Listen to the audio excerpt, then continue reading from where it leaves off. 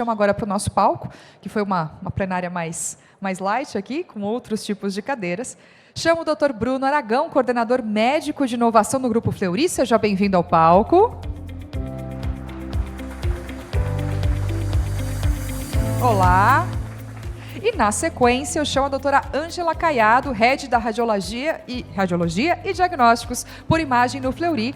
E ambos, seja bem-vinda ao nosso palco, doutora Ângela. Ambos vão tratar, no caso, de um importante case de sucesso com soluções de inteligência artificial integradas às plataformas RIS/PACS da Philips. Sejam bem-vindos, ótimo painel. Boa tarde, pessoal, tudo bem? Tudo bom? Boa tarde, tudo bem? Boa tarde a todos.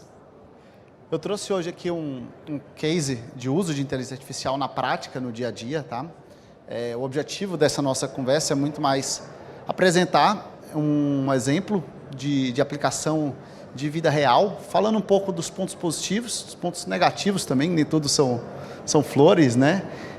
E principalmente para situar a gente um pouco aonde esse tema tão interessante que fascina todo mundo, inteligência artificial, tanto fascina quanto amedronta, né?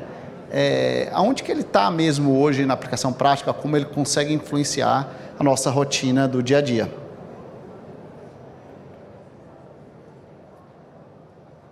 Bom, então, quando a gente fala em inteligência artificial, é um termo super amplo, e não só se a gente focar exatamente na predição da análise de imagem, o que a gente chama das redes neurais convolucionais, ainda assim, o jeito que você aplica essa tecnologia pode ser muito diferente. Então, hoje, um dos principais tipos de aplicação, e é o que eu vou falar e mostrar agora aqui um exemplo, é o que a gente chama de sistema de priorização de laudos, né? Ou Work List Prioritization. Hoje, eu costumo dizer que essa é uma das principais formas que a gente tem, né, de colocar a inteligência artificial na prática no dia a dia.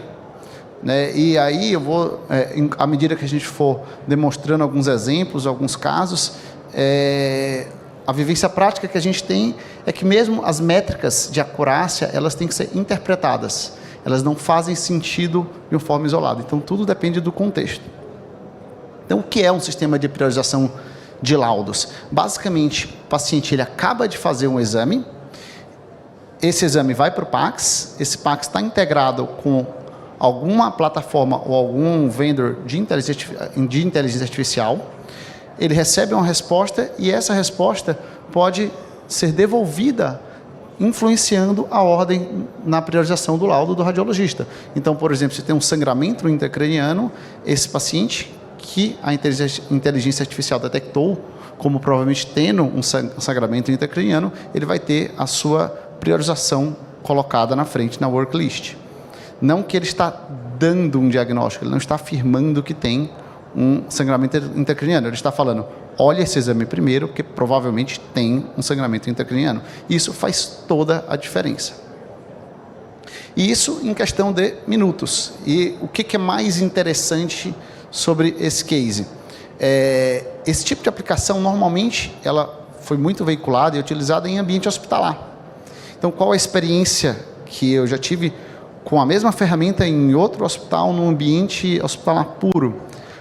O tanto de valor que ele entrega, apesar de dele detectar mais casos, é menor, sendo que numa rotina de exames ambulatoriais, em pacientes que têm um laudo recebido 2 dias, no dia seguinte, você tem um sistema de priorização de laudos, apesar dele detectar menos casos, o valor gerado naquele caso que ele detecta é absurdamente maior.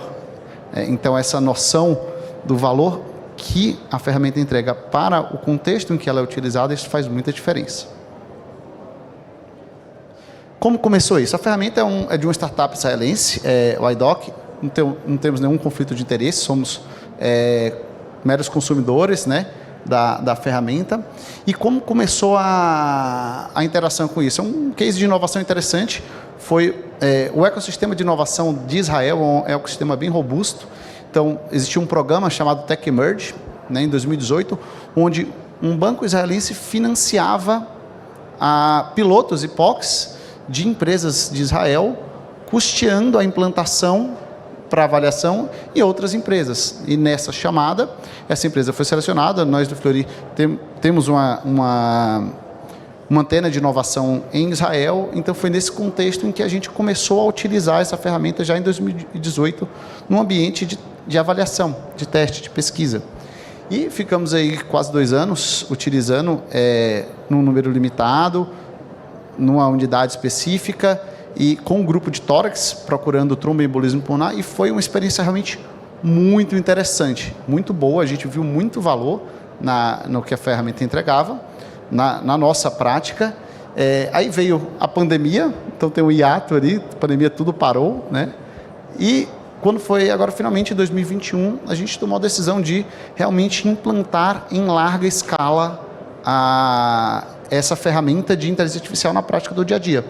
E depois que a gente implantou em larga escala essa ferramenta, inclusive com outros algoritmos que eu vou mostrar mais à frente, vários aprendizados e todo dia, toda semana, a gente aprende uma coisa nova, a gente aprende um aspecto diferente de como é implantar a inteligência artificial no dia a dia, numa rotina clínica. Em 2021, em dezembro, a gente implantou em todas as regionais, então tem uma particularidade que a gente tem um sistema de PACS mais centralizado, então tem um Super PACS que enxerga a operação no Brasil inteiro, então em 6 estados a gente ligou um algoritmo de detecção de tromboembolismo pulmonar. Então basicamente qualquer paciente que faça uma angiotomografia de tórax ou uma tomografia de tórax com contraste não dedicado, tem um algoritmo que fica triando possíveis casos positivos e gerando alerta para os radiologistas. Em maio, a gente implantou um algoritmo de neuro, de sangramento intracraniano em tomografia sem contraste. E em julho, a gente implantou um algoritmo que é o mais recente da empresa, que é um algoritmo de detecção de aneurisma intracraniano em angiotomografia e tomografia computadorizada com contraste não dedicado. Então, como que funciona isso, né? Então, a gente tem a nossa sistema de laudos, o PACS, e o RIS e o PACS, onde a gente lauda. Esse sistema ele já está integrado com o fornecedor de inteligência artificial, então o exame ele vai para o PACS quando tem a regra de negócio onde aquele tipo de modalidade tem que ser avaliado, ele já passa automaticamente pelo algoritmo, e a resposta inicialmente ela entrava num programa à parte, num programa paralelo, que era esse widget, essa telinha que ficava do lado dentro da estação de trabalho do radiologista, e isso tinha vantagens e desvantagens. Primeiro, qual era a vantagem? Fácil integração. Eu não precisava fazer toda uma customização e um trabalho complexo por dentro do meu PACS para mexer naquilo. Então, isso é uma vantagem muito interessante. Você liga rápido a ferramenta. Funciona desse jeito? Funciona bem. Tem algumas desvantagens? Tem. Qual é a maior desvantagem? Apesar de ser um sistema onde fica gerando alerta, é uma tela a mais. Então, o radiologista ele tem que estar laudando a sua worklist, e ele tem que, ou ele vê a telinha subindo com o vermelhinho alerta, ou ele tem que ficar checando de tempos em tempos. Mas a grande vantagem disso é que você implanta muito fácil, muito rápido. Então, isso foi um grande aprendizado que a gente viu. Depois que a gente implantou em larga escala, demorou alguns meses, mas a gente fez a integração, de fato, com o RIS. Então, agora a gente já está numa fase bem interessante, onde a resposta, a inferência do algoritmo, ele volta para o PACS como uma mensagem DICOM, e aquilo gera um flag, um sinalizador. Inclusive, dentro das nossas regras de priorização, já vira uma linha vermelha, uma linha onde a gente tem que fazer um laudo rápido, um laudo ali em menos de 1 hora. Então, esse foi um grande aprendizado, que não necessariamente a gente precisa ter tudo perfeito para começar de um jeito em que funciona, você vai ganhando experiência, vendo que aquilo realmente vale a pena, e aí sim a gente fez toda a parte de integração mais complexa, customizando algumas regras por dentro do nosso PACS. Então, isso foi um grande aprendizado. Para ter agora uma ideia de números do quanto a gente está utilizando isso, né? A gente tem hoje 4 algoritmos, aí eu vou fazer uma diferenciação aqui. PE é Pulmonary Embolism, que é tromboembolismo pulmonar, que é o algoritmo de TEP, né, em exames de tórax. E ele tem dois algoritmos interessantes. Tem o algoritmo de exame dedicado, ou seja, exames de protocolo TEP, para pacientes que tenham suspeita de TEP, e tem um algoritmo para tomografia de tórax com contraste, ou seja, não é um exame dedicado a você ver TEP, mas quando tem TEPs grandes, ele pode aparecer. E, intuitivamente, o que a gente tende a pensar? Que a acurácia do algoritmo de exame dedicado ela é muito maior. Logo, o valor que esse algoritmo gera é muito melhor. Mas, na verdade, quando a gente implanta na vida real e vai vendo como funciona, não. Um paciente que faz o exame dedicado de protocolo TEP, ele já tem uma suspeita relativamente alta. Está todo mundo olhando aquele exame. O biomédico, na hora que ele termina, ele já costuma ligar para o radiologista e fala, doutor, dá uma olhada. E o volume de exames feitos, ainda mais na característica ambulatorial que a gente tem, é um volume relativamente pequeno. Então, esse exame que tem esse algoritmo que tem uma acurácia maior, ele erra muito pouco, o valor gerado é legal, mas não é aquela coisa game changer. Enquanto que o algoritmo de tromboembolismo incidental, que ele tem uma taxa de falso positivo bem razoável, ele é feito para ser sensível, ele gera um valor na prática do dia a dia muito alto. Por quê? Porque é aquele exame de estadiamento de câncer de mama, estadiamento de outra oncologia, que não é um exame de urgência, é um exame que o relatório sai no dia seguinte, sai daqui a 2 dias, não tem zero de urgência, é um exame completamente ambulatorial. Mas, se você olhar aquele exame, e o radiologista precisar olhar 10 exames, se tiver uns 3 ou 4 falsos positivos, mas se ele pegar 5 ou 6 verdadeiros positivos, fez muita diferença. É um exame que a paciente acabou de fazer o exame para estadiamento de câncer de mama, a gente já olha, pega o telefone, encaminha ela para um hospital, fala com o médico que ligou, então tem uma vantagem muito grande. Normalmente, esse tipo de exame, a gente via na pilha no dia seguinte. Você ia ligar para a paciente, olha, você fez um exame ontem e tinha um achado aqui grave. Então, isso era uma coisa muito ruim. Isso foi um ganho de performance muito, muito grande. Uma camada de segurança na nossa atividade como radiologista. E até posso falar de um caso que ocorreu há 2 dias atrás. Foi justamente isso. Uma paciente com antecedente de câncer de mama, submetida à radioterapia, e ela estava totalmente assintomática, né? Na pilha, e foi priorizado. Realmente ela tinha um TEP até moderado, só que ela estava assintomática, e ela foi direto para o hospital para ser internada, né? Mas esse exame iria ficar na pilha, né? E nós veríamos só depois de 2 dias. Então, para essa paciente fez muita diferença. Muito bom. Então, assim, exemplos do dia a dia. Toda semana é um caso novo, é um caso interessante. O algoritmo de sangramento intracraniano é o que dá mais achados. Primeiro, tomografia de crânio é um exame muito feito, então analisa muitos casos. E mesmo num contexto de exame ambulatorial, onde a prevalência de sangramento é muito baixa, e esse é o paradoxo mais interessante. Quanto mais baixa for a prevalência no seu ambiente, mais diferença essa ferramenta vai fazer. Por quê? Porque a equipe não está acostumada a ver esse tipo de caso. Então faz uma baita diferença você pegar um caso incidental. Dentro de um hospital, de um pronto-socorro que está acostumado a ver sangramento, talvez se você fizer a conta do custo-benefício da ferramenta por quantidade de casos analisados, não faz sentido. Você vai detectar mais casos no hospital, mas talvez a diferença no desfecho clínico daquele paciente é menor. Então, a gente tem que olhar com a métrica do desfecho clínico. O impacto no desfecho clínico disso no ambiente ambulatorial é muito maior. E o último algoritmo, que é o de aneurisma intracraniano, que ele tem sido bem interessante. Ele já não tem a ótica da urgência, porque um aneurisma intracraniano que não foi roto, foi um achado acidental, ele não é urgente. Não é urgente. Vai resolver isso em semanas, meses, você vai decidir se vai operar. Mas ele já tem uma vantagem interessante de detecção, que aneurismas muito pequenos, especialmente em exames não dedicados, ou seja, sem ser de tomografia, é muito fácil de você perder, do radiologista perder na prática clínica. Então, você tem uma camada de controle de qualidade muito interessante.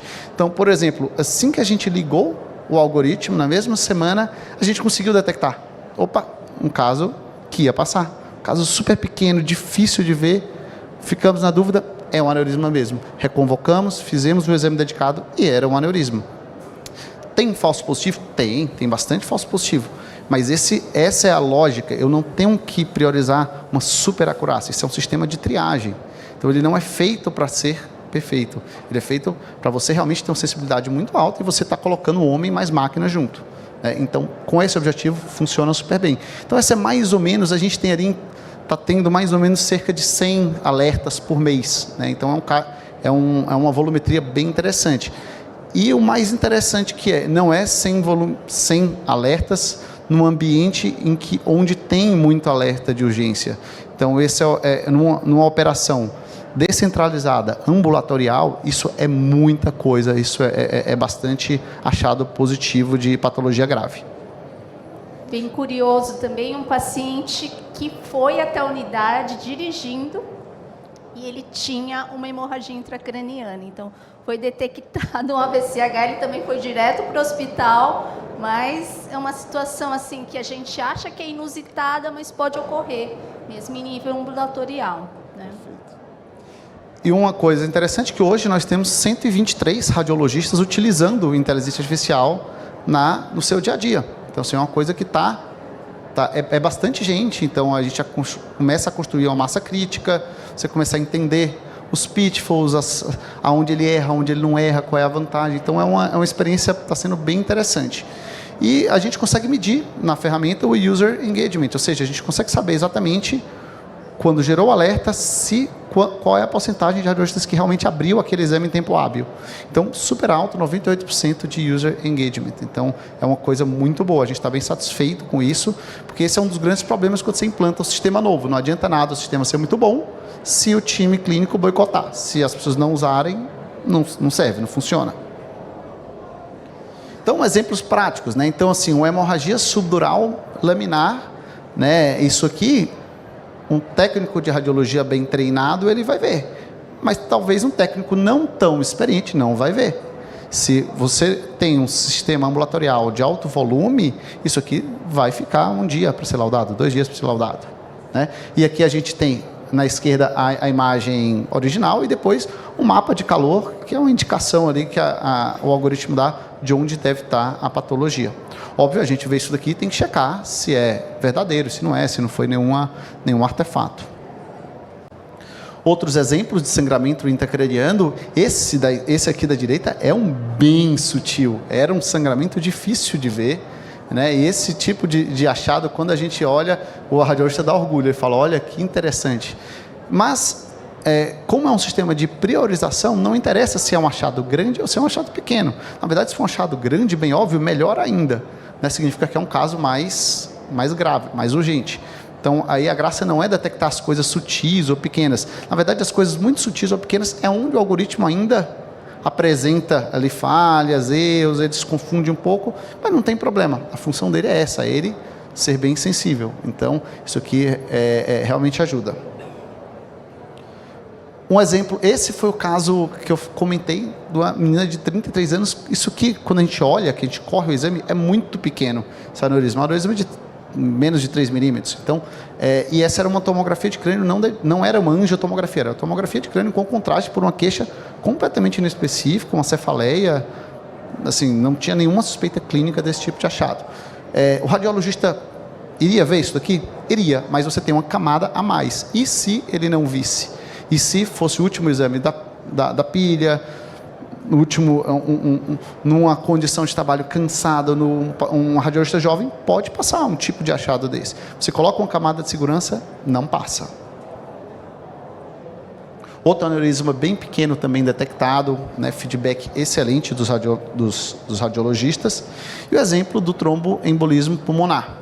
E como eu tinha comentado, tromboembolismo pulmonar, maior valor em casos incidentais, em casos de protocolo não dedicado.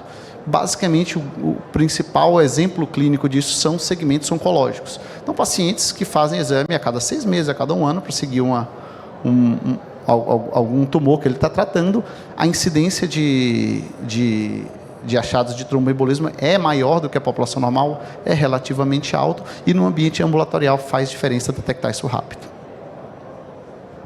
Então, depois disso, a gente foi estudar um pouco. Vamos agora tentar medir o impacto disso, né? Como é que a gente faz para gerar algum tipo de métrica? Então, eu vou mostrar alguns números do impacto disso na rotina, mas, ao mesmo tempo que eu vou mostrar os números, eu digo que a interpretação desses números não é óbvia, então não é tão literal. A gente tem que tomar cuidado um pouco com a análise dos números, porque eles não necessariamente podem refletir o valor que aquilo entrega.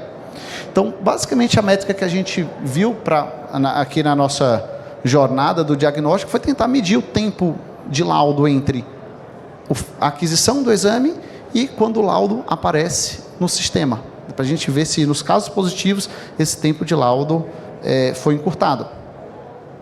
Aí a gente fez várias análises para os diversos algoritmos, para o de sangramento, para o de tromboembolismo e para o de tromboembolismo e para o de aneurisma.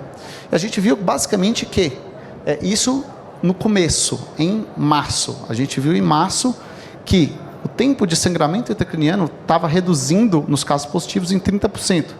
O de tromboembolismo pulmonar incidental em 55% e o dedicado em 72%. A gente, nossa, muito legal, uma redução bem significativa, bem interessante.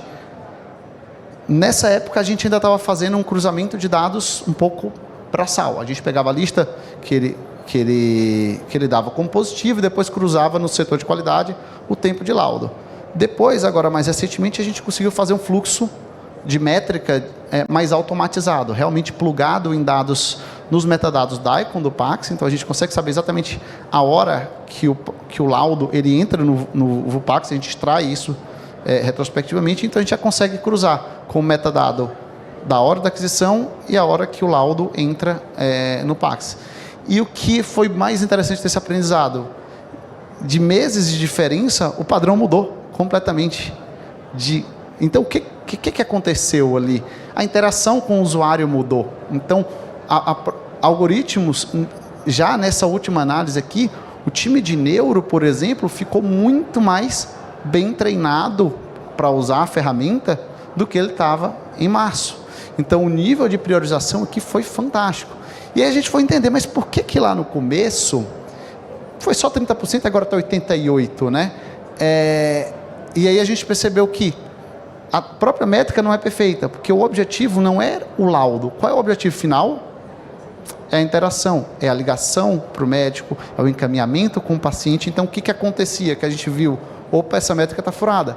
Porque os casos positivos, muitas vezes os médicos saíam da pilha, iam resolver o problema, e aí ficava ali 1 hora, 2 horas, chama a ambulância, não sei o que, resolve o problema, e aí, quando já estava tudo certo, ele deixava para fazer o laudo no fim do dia, às vezes até no outro dia, porque já estava tudo organizado. Né? Então, essa métrica a gente tem que olhar para ela, mas tem que tomar cuidado, porque ela não é necessariamente a métrica mais perfeita do mundo. Né? E a mesma coisa com os outros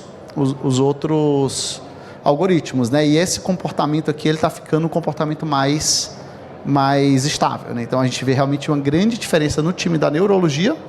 E o algoritmo incidental, o grande valor não é já tanto o tempo em si de laudo. Realmente é você pegar um caso que você liga e já dá uma conduta muito rápida. Né? E um efeito colateral disso tudo é a gente também conseguir estudar o perfil clínico do paciente que a gente atende.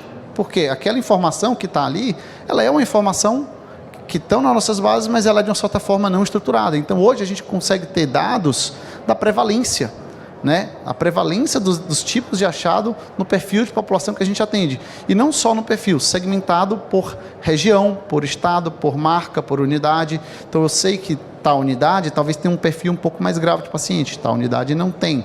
Isso ajuda muito a gente gerar planejamento com um dado um pouco mais clínico. Né? Então, a gente vê aqui que, por exemplo, a comparação da prevalência de achados de sangramento intracraniano nosso é baixo em relação ao que o fornecedor fala que ele costuma ver nos hospitais, né? Quase a metade para baixo. Isso faz totalmente sentido. A gente tem ali uma operação bem mais ambulatorial, que tem menos sangramento. Mas com essa taxa menor do que a gente vê no hospital, eu garanto para vocês que o valor gerado é maior do que se gera no hospital. É mais interessante.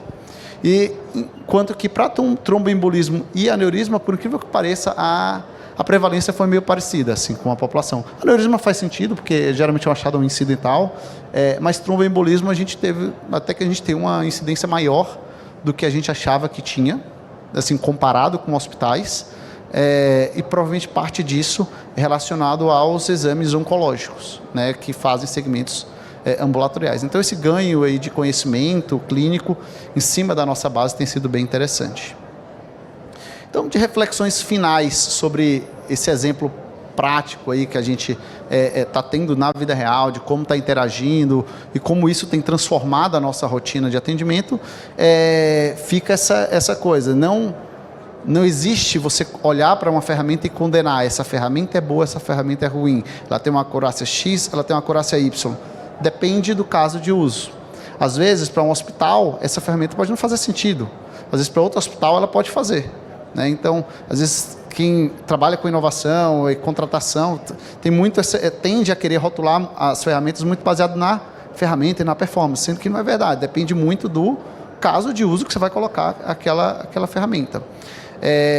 A quantidade de casos impactados não necessariamente é igual ao valor que aquilo gera. Então, aquele exemplo, se eu salvo 2, 3 casos que poderia ser uma catástrofe na minha rotina, para mim é o payback, quanto custa um eventual processo, quanto custa um problema clínico que foi visto na minha unidade e poderia ser agravado em casa antes de sair o meu laudo.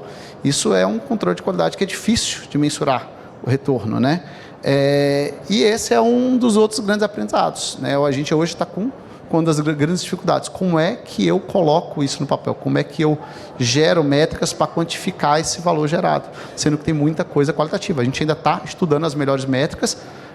Tempo de laudo ainda é uma das coisas mais interessantes, mas é difícil colocar numa métrica, no indicador de qualidade, aquele caso foi muito legal porque fez diferença ou não. Então, isso a gente ainda está tentando criar formas de quantificar o impacto disso gerado. Provavelmente com a evolução, toda a interoperabilidade de informações, da gente saber o que acontece com o paciente depois que ele sai da nossa unidade, quando isso evoluir, a gente vai ter muito mais capacidade de falar, olha, baseado em radiologia, baseado em valor, realmente ter esse tipo de ferramenta faz diferença. Hoje, como é na realidade? A gente realmente implanta, coloca na atividade, a gente vê os reflexos ali e a gente acredita que está no caminho certo. Então, trabalhar com inovação é um pouco isso. Você tem que olhar, saber que está no caminho certo, aposta e depois você vai conseguindo medir o impacto desse jeito. Se você esperar ter as métricas para convencer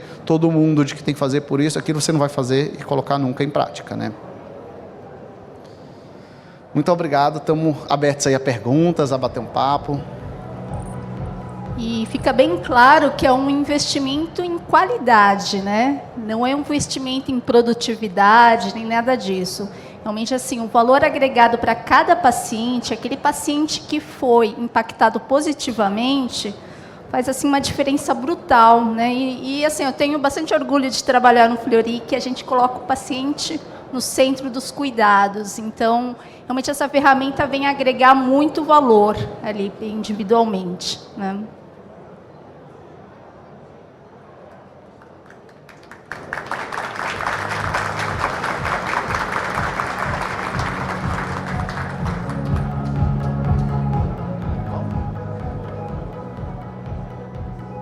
Maravilha. Se alguém não tiver nenhuma pergunta, muito obrigado. Obrigada. Innovation and you. Philips.